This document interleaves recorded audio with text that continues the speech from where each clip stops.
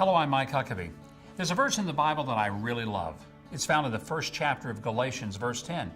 And it says, "Am I now trying to win the approval of human beings or of God? Or am I trying to please people?" If I were still trying to please people, I wouldn't be a servant of Christ. In other words, everyone has to decide which God they serve.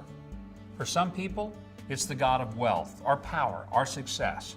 For some, it's having the Lexus RX or the Ford Escape Hybrid or the Toyota Camry, well, depending on your lifestyle. For others, it's the God of approval, being accepted by others, fitting in, feeling loved.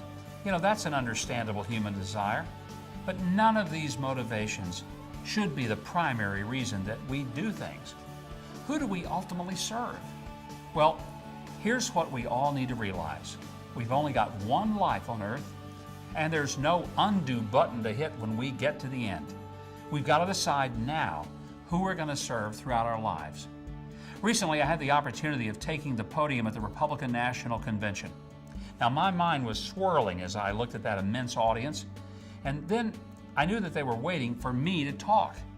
I knew there were millions more watching on their Samsung flat screens or Apple MacBooks or iPhones. So how could I present the political and spiritual truths that I believe in a way that would also build up these folks? How could I remind them of the fruits of the Spirit and encourage, educate, and edify? Well, I wasn't there to win the audience's approval. Trying to please people is just simply not my life goal. A pastor once shared with me that he's been at deathbeds of thousands of people, and he has never once heard someone say, "Oh, I wish I had worked more." Instead, people regret not spending more time with loved ones, whether it's their parents or their spouses or their children, even their friends. You see, people regret not helping others more. People regret not being the person that they were created to be. Today, let's declare and make a decision to live our lives with no regrets.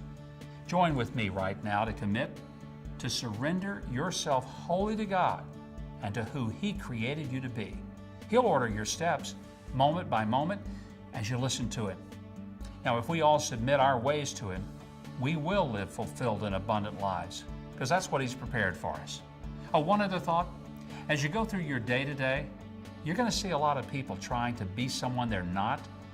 Pause today. Observe the people around you. Maybe you could encourage someone today, even make a big difference in their future. And by the way, be brave enough to speak truth to someone too.